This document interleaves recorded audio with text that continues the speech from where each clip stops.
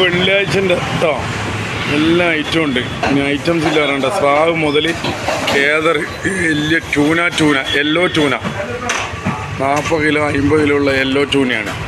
കൂന്തള മുതൽ എല്ലാ ഐറ്റവും ഉണ്ട് കേട്ടോ. അങ്ങനെ ഐറ്റംസ് ഇല്ലാറുണ്ട്. ചെമ്മീൻ 2 ഐറ്റംസ് ഉണ്ട്. കടലുണ്ട് കായലും ഉണ്ട്.